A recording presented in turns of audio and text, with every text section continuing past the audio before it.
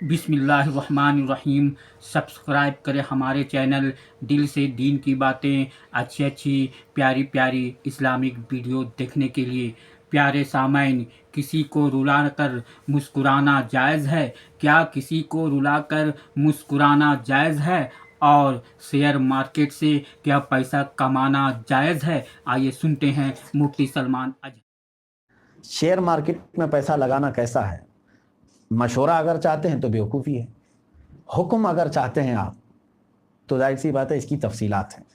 Share market दर हकीकत ये एक जाल है और इसमें बेचारे बहुत सारे लोग फंस जाते हैं तो दोबारा उठ भी नहीं पाते, गिर जाते हैं। हालांकि इसके जायज़ और नाजायज़ होने के लिए बहुत सारे अहकाम हैं। शेयर मार्केट में भी ये देखा जाएगा कि आप कौन सी कंपनी के शेयर ख़रीद रहे हैं। अगर वो कंपनी कोई हराम कामों की नहीं है तो आप उसके शेयर ख़रीद करके उसको जितने में चाहे बढ़ा करके बेच सकते हैं, वो आपके लिए जायज़ है। लेकिन उमूमन देखा ये गया है कि शेयर मार्केट में मुसलमानों के माल का नुकसान ज़्यादा है और इस्लाम किसी भी ऐसी चीज़ का हुक्म नहीं देता जिसमें तुम्हारा माल ज़ाया होता हो। तो ये मेरा मशवरा है। जहाँ तक हुक्म आपने पूछा तो हुक्म यही है, आप कंपनी देखें कौन सी कंपनी का शेयर ले रहे हैं, उसी हिसाब से आप इन्वेस्ट कर सकते हैं। म्यूचुअल फंड्स में पैसा लगाना कैसा है? ये भी वही है, इसमें भी तिजारत के लिए बैंक पैसे लेती है, म्यूचुअल फंड यही होता है और फिर वो लोग अपने एतबार से तिजारत करते हैं।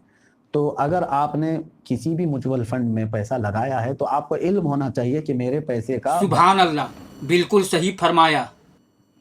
अगर बिजनेस ट्रिप के लिए कंपनी स्पॉन्सर करे और बिजनेस ट्रिप के बाद कुछ रकम बच जाए और वो हम कंपनी को वापस ना करके खुद ही रख लें, तो क्या ये सही है?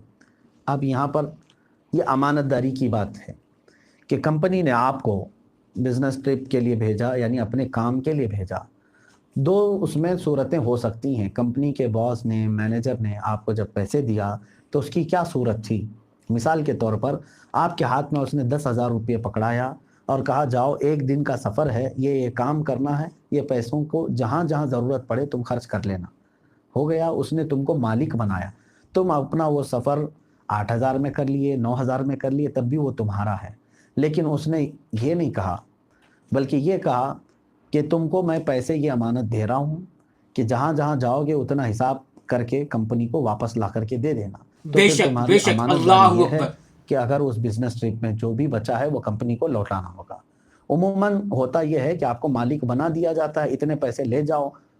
अगर आपको मालिक बना दिया गया है तो वापस करने की ज़रूरत नहीं, आप उसके मालिक हैं। लेकिन अगर वो अमानतदारी के तौर पर दिया गया है तो आपको हिसाब किताब करके बची हुई चीज़ आपको वापस करना होगा।